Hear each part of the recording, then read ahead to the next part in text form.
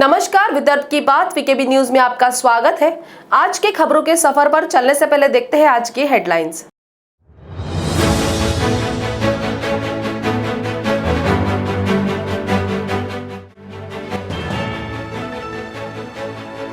अधिकारियों की मानसिक प्रताड़ना ने ली महिला फॉरेस्ट ऑफिसर दीपाली चौहान की जान।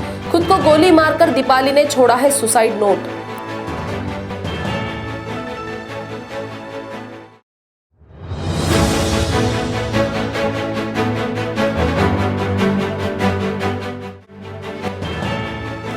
गणेशपेट पुलिस ने किया है नकली नोट छापने वाले गिरोह का पर्दाफाश। अमरावती में नोट छापकर नागपुर सहित पूरे विदर्भ में करते थे सप्लाई।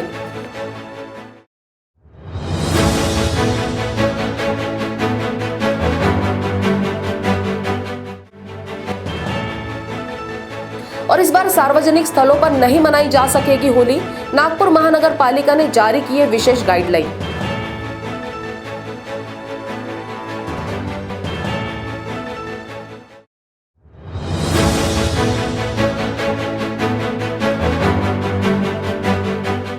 और अब खबरें विस्तार से। अपने वरिष्ठ अधिकारियों की मानसिक प्रताड़ना से त्रस्त होकर मेलघाट टाइगर रिजर्व के गुगामल वन्यजीव अभयारण्य में हरिसल रेंज की महिला फॉरेस्ट ऑफिसर दीपाली चौहान ने खुद को गोली मारकर खुदकुशी कर ली है। आत्महत्या से पहले दीपाली ने एक सुसाइड नोट छोड़ा है, जिसमें अपनी आत्महत्या के लिए डीएफओ विनोद शिव कुमार एवं वन संरक्षक रेड्डी को जिम्मेदार बताया गया है। इस आत्महत्या से बवाल मच गया है। प्रदेश महिला कांग्रेस अध्यक्ष संध्याताई सव्वा लाखे ने आरोपियों के खिलाफ प्रकरण दर्ज कर कड़ी कार्रवाई किए जाने की मांग की है।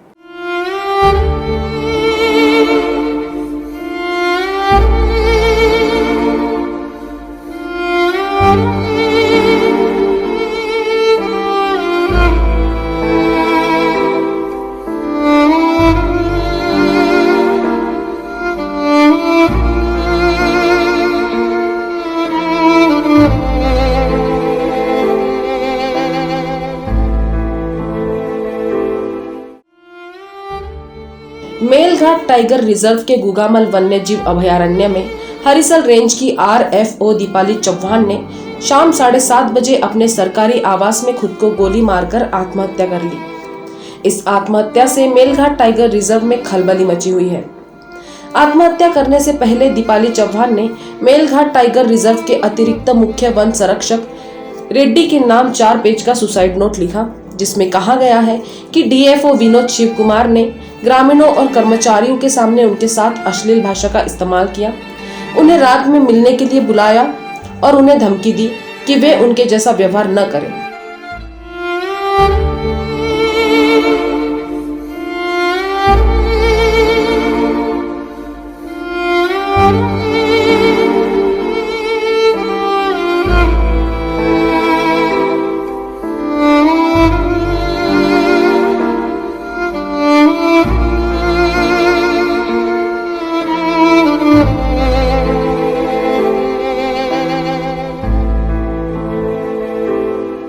वन विभाग में इस घटना को लेकर खलबली मची हुई है। महाराष्ट्र रेंजर फॉरेस्ट एसोसिएशन और शिवसेना के प्रमुख सुधीर सूर्यवंशी ने दीपाली चौहान की आत्महत्या की गहन जांच की मांग की है। आमची मागणी अशी आहे की त्या रेड्डी आणि तो शिवानंद आणि यांच्यासोबत एक मेश्राम नावाचा एक ठेकेदार आहे, ज्याचं नाव अजून बाहेर आलं नाही। त्या मेश्राम या तिघांवरही तात्काळ गुन्हे दाखल करून 302 आणि आत्महत्येसाठी प्रवृत्त केल्याचे हे गुन्हे तात्काळ दाखल करावे। वहीं भाजपा महिला नेत्री चित्रा वाघ ने आरोपियों पर सदोष मनुष्यवध का मामला दर्ज करने की मांग की है। दीपाली चौहान की आत्महत्या नहीं बल्कि हत्या है। इस कारण डीएफओ शिव कुमार और वन संरक्षक रेड्डी पर सदोष मनुष्यवध का अपराध दर्ज करने की मांग भाजपा नेत्री चित्रा वाघ ने की है। वधाचा गुन्हा दाखल व्हायला पाहिजे। आता प्रश्न याच्यामध्ये हा येतो की sexual harassment at work place हा जो विशाखा कायदा आहे, त्या विशाखा कायदा महाराष्ट्राच्या वन खात्याला लागू आहे किंवा नाही, आणि जर तो वन खात्याला लागू आहे तर रेड्डीला या सगळ्या तक्रारी केल्यानंतर इंटरनल कंप्लेंट कमिटीच्या अंतर्गत या तक्रारीची दखल का घेतली गेली नाही? जी विशाखा कायद्याची आहे ती राज्यातल्या सगळ्या वन खात्यातल्या किंवा राज्याचे जितके शासकीय विभाग आहेत त्या ठिकाणी ती चालू आहे किंवा नाही, ती लागू आहे किंवा नाही, यामध्ये फक्त डीसीएफ शिवपाल नाही तर शिवकुमार नाही तर त्याच्याबरोबर वनसंरक्षक रेड्डी हा सुद्धा तितकाच जबाबदार आहे आणि म्हणून या दोघांवरती सदोष मनुष्यवधाचा गुन्हा दाखल करावा ही आमची मागणी आहे। अमरावती जिले में नकली नोट छापकर उन्हें संपूर्ण विदर्भ में सप्लाई करने वाले गिरोह का गणेशपेट पुलिस ने पर्दाफाश किया है। पुलिस ने गिरोह के 6 सदस्यों को गिरफ्तार कर उनके पास से 10,000 के नकली नोट जब्त किए हैं।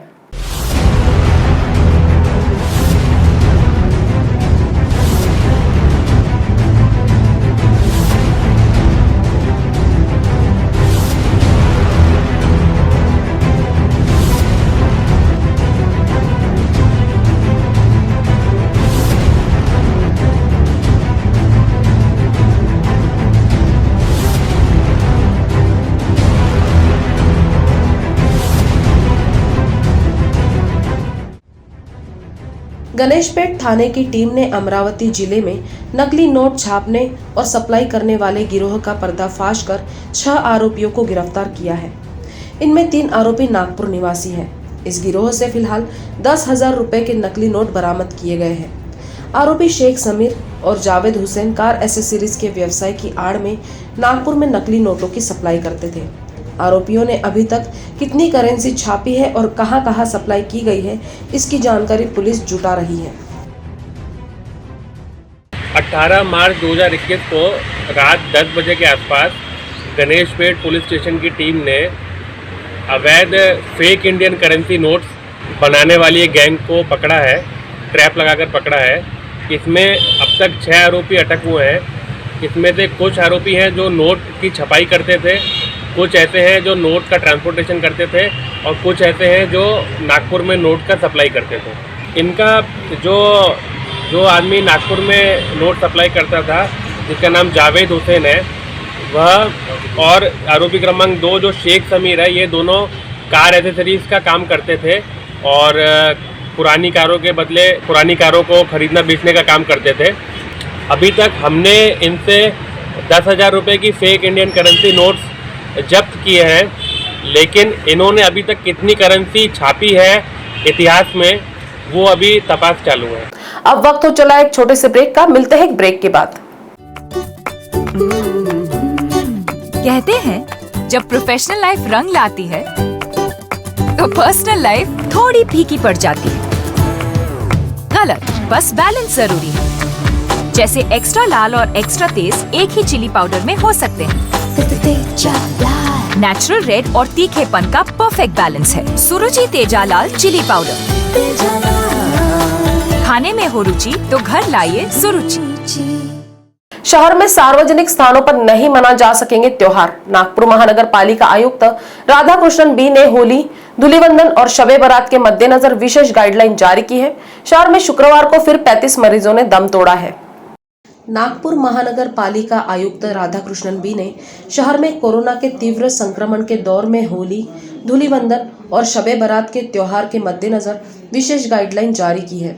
इसमें कहा गया है कि इन त्योहारों के दौरान सार्वजनिक स्थलों पर 5 से ज्यादा लोगों के एकत्र होने तथा किसी भी प्रकार का जुलूस निकालने की मनाही की गई है।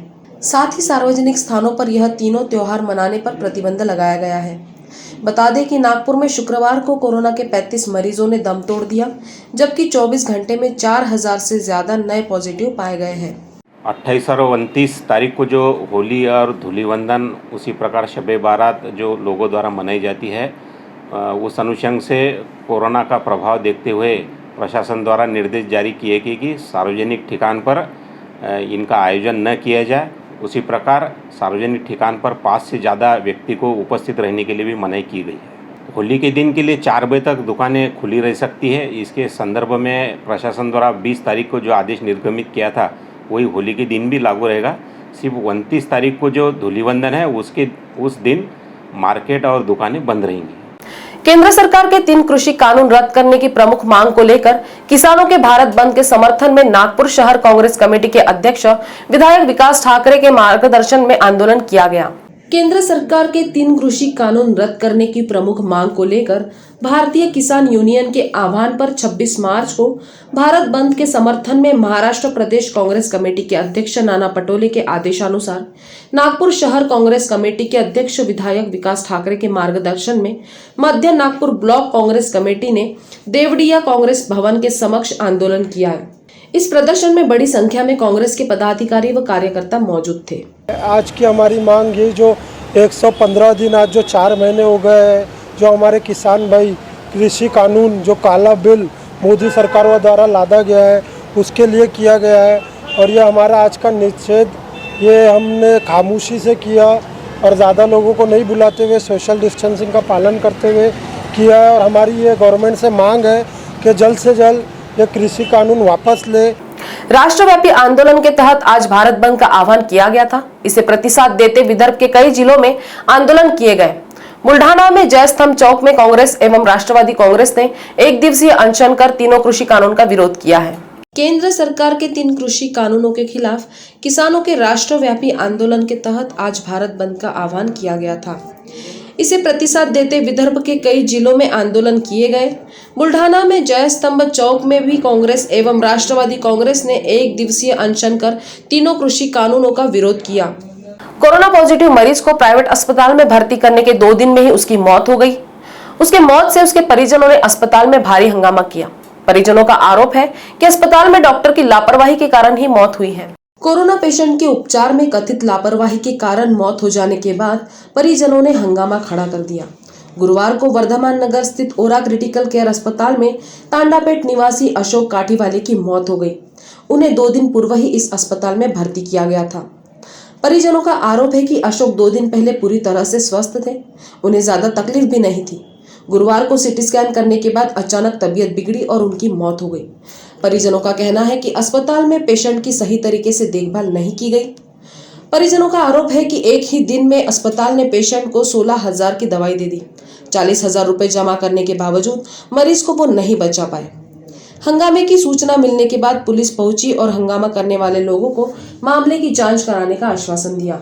मिल गया, उसके बाद उनका सब ठीक था। मैंने उनसे पर्सनली बात किया, उनसे अच्छे से बात किया, उन्होंने मेरे से बात की अच्छे से। उसके बाद में जब मैं घर पे आया रात को 9:30 साढ़े 3 बजे, ये ऐसा बोले उनकी ऑक्सीजन लेवल एकदम कम हो गया। बोले उनको बाईपास दिया है, बोले गले में ट्यूब डाला है, बोले उनके बोले यहाँ से ट्यूब डाला हुआ है, बोले लंग्स में बोले उनका लंग्स 100% डैमेज हो चुका है। बोले फिर मॉर्निंग में ऐसा बोले कि अभी उनका थोड़ा सा ठीक है। बोले फिर अभी थोड़ी देर पहले बोले 12 साढ़े 12 बजे उनका हार्ट रेट एकदम कम हो गया। बोले उनको इंजेक्शन दिए, बोले एक बोले तो हार्ट रेट बढ़ा है, बोले और कब तक बढ़ेगा बोले पता नहीं। बोले उसके बाद अभी आधे 1 घंटे पहले उन्होंने ये बोला, ये डिक्लेयर कर दिया कि इनकी डेट हो चुकी है करके।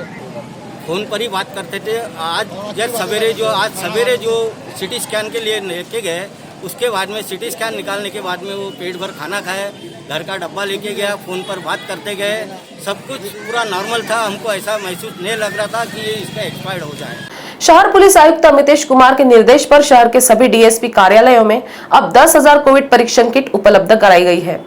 बता दें कि पिछले 2 माह में नागपुर पुलिस बल में कुछ 225 पुलिस कर्मचारी व अधिकारी पॉजिटिव पाए गए हैं। आम जनजीवन में प्रमुख मोर्चों पर कानून और सुव्यवस्था बनाए रखने के लिए अग्रणी रहने वाले नागपुर पुलिस बल में लगभग 70 से 80% कोरोना वैक्सीनेशन होने के बावजूद इस वर्ष करीब 200 से ज्यादा पुलिसकर्मी कोरोना पॉजिटिव पाए गए हैं। इनमें 205 पुलिसकर्मी और 25 पुलिस अधिकारियों का समावेश है। पुलिस आयुक्त अमितेश कुमार ने पुलिस दल को कोरोना संक्रमण से बचाने के लिए तत्काल उपाय योजना अमल में लाते हुए शहर के 5 पुलिस उपायुक्त परिमंडल कार्यालय में 1000 से ज्यादा कोविड परीक्षण किट उपलब्ध कराई है। शहर में रोजाना 3000 से ज्यादा कोरोना पॉझिटिव्ह पाए जा रहे हैं। हे जे कर्मचारी आमचे पोलीस कर्मचारी हे एक सोसायटीचे पार्ट आहे। जसे शहरात संक्रमणचे प्रमाण वाढत आहे त्याप्रमाणे पोलीस दलात पण 10 ते 15 लोक प्रत्येक दिवशी असे पॉझिटिव्ह येत आहे। सगळ्यांचे आरोग्याचे बारकाईने मॉनिटरिंग वरिष्ठ पातळीवर सुरू आहे आणि ते सर्व प्रयत्न शुरू है। शहर में कोरोना की तीव्रता को देखते हुए महापौर दयाशंकर तिवारी ने नागपुर के सभी विधानसभा क्षेत्रों में सप्ताह के 7 दिन और 24 घंटे टीकाकरण शुरू करने के निर्देश दिए हैं। नागपुर के सभी विधानसभा क्षेत्रों में सप्ताह के 7 दिन और 24 घंटे टीकाकरण शुरू करने के निर्देश महापौर दयाशंकर तिवारी ने महानगर पालिका की महासभा में कोरोना पर हुई चर्चा के दौरान दिए। इस संबंध में विधायक एवं पूर्व महापौर प्रवीण दटके ने स्थगन प्रस्ताव के माध्यम से शहर में बढ़ती कोरोना मरीजों की संख्या और प्रशासन की ओर से की जा रही उपाय योजना के संदर्भ में प्रश्न उपस्थित किया था। महापौर ने आयुष अस्पताल सदर में कोरोना के मरीजों का उपचार करने तथा पांचपावली में वॉकिंग सेंटर शुरू करने के निर्देश भी दिए। महानगर पालिका के माध्यम से शहर में हॉस्पिटल में जो रिक्त बेड की व्यवस्था है उसकी जानकारी प्रतिदिन अखबार के माध्यम से लोगों को मिला। इस प्रकार के निर्देश दिए गए। जो पेशेंट घर में होम क्वारंटीन के रूप में है उन पर निगरानी रखने के लिए नगर सेवक भी कुछ व्यवस्था करे, उसका संचालन करने में महानगर पालिका को मदद करे, इस प्रकार के निर्देश दिए गए। साथ ही साथ में जो पेशेंट होम क्वारंटाइन है उनके लिए औषधि देने के भी निर्देश हमने किए हैं। तो खबरों के सफर में आज इतना ही। आपसे फिर मुलाकात होगी, तब तक बने रहिए वीकेबी न्यूज के साथ। नमस्कार।